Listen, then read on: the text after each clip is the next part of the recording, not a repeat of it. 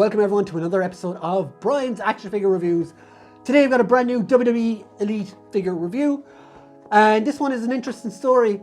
I went in a couple of weeks back, or not so long ago, into Smith's and was going through the figures. There's loads of stuff on clearance at the moment, and I came across this WWE Elite Top Picks Randy Orton, and it was down as $24.99. So I kind of kept going, didn't think much more of it. And I bought another figure and I went back out to the car. So as I was waiting for my girlfriend to come out from the shop as well, I started flicking through the website and I saw this Randy Orton was only €12 online and was out of stock. So I was like, is this the one I actually saw? So I went in quickly, flicked through all the Randy Ortons, because there's a couple of different ones out at the moment. I think there's an Elite 95 or 96 as well, and there's an Elite 98 out. So I wanted to make sure I had the right one, and yes, they did have one more of these at €12, which is a great bargain, a great deal. As I said in the previous video, my collecting of wrestling figures is sporadic. I only collect one figure per character, and I did not have an Orton, despite how much of a big name he is in the WWE. So this is one knocked off the list. So let's check out the box. So let's check out the box for this WWE Elite Randy Orton. As you can see, the sticker for the price tag, we'll say, was stuck right on the front here where Randy's poor face was behind. And I've been able to remove some of it. But anyway, it doesn't really matter because I will be taking this guy out of the box anyway. So I just wanted to show you the box before I do. So again, you've got Randy Orton here. You've got the Top Picks, Grand Champions, Favoritos, as it says here. True FX, A+ Mattel. On the side, it does say Randy Orton. On the back, you've got the picture of Orton here.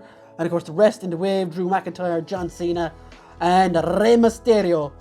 And there's not much else on this box. On the back, you've got a picture of Orton himself again. And on the bottom, you've got all that silly legalese that nobody cares about. So let's get Randall out of the box. So here is the Elite Randy Orton out of the box and up on the swingamajig. First things first, guys. When I got this guy out of the box, I was absolutely blown away by the facial sculpt on this figure. It is actually uncanny. Now, a lot of you who follow the channel will have seen I did a review of a Last of Us 2-pack where there was an Ellie figure and it absolutely looked nothing like the character it was trying to portray. And here's Mattel knocking out face scans like this, and it's just absolutely fantastic. The figure itself, as you can see going around, is really done well. I love that the WWE Elites have finally incorporated double elbows into their figures, and the tattoos as always look great too. So let's go over this figure in more detail as I get him off the swingamajig. So here is Orton down off the swingamajig. Now, while he doesn't arrive with a lot of accessories, just one set of hands that are kind of open palmed hands with the gloves on them as well. And he does, of course, arrive with the jacket, which we've seen already. It's quite malleable, quite movable, easy to take on and off.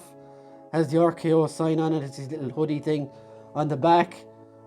Quite simple and done really well. You can whip off quickly and for doing figure photography or whatever.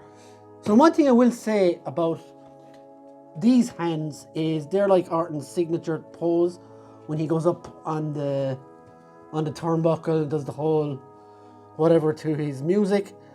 This is something that is a fairly new addition to the Mattel lines. Not that new, but like Elite, I think maybe 60 or 70 onwards. And it's something that I really didn't like about the line when I initially collected it, is that they didn't do stuff like this.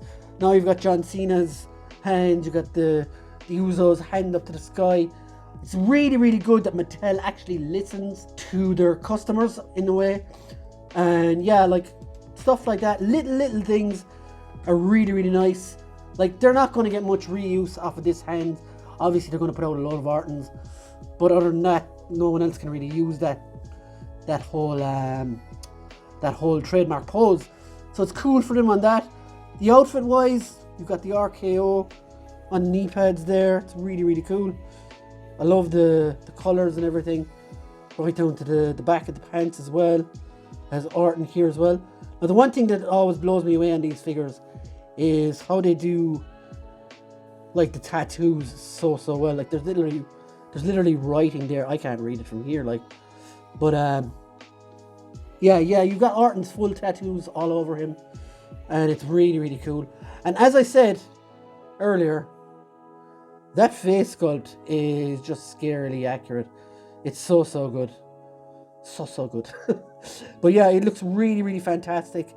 Again, the articulation is something that pissed me off in the past with WWE Elite figures.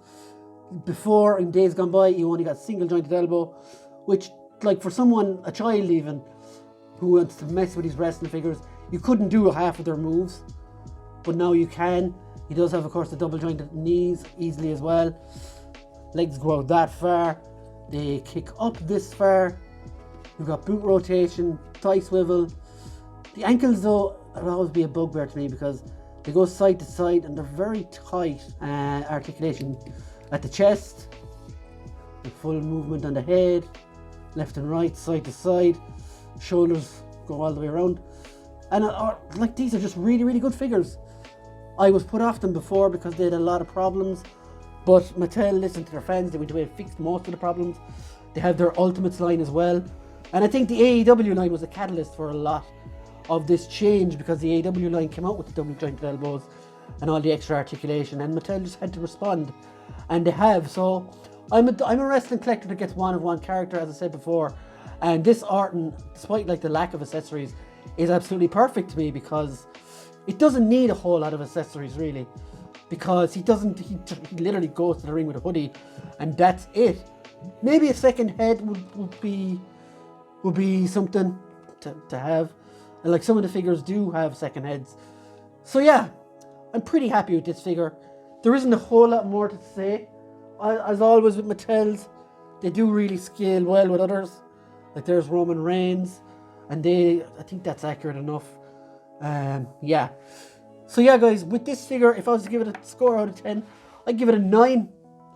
And losing one for maybe lack of accessories, because as a Randy Orton figure, it sets out exactly what it needs to achieve, and almost perfect. So yeah, that would be it for me.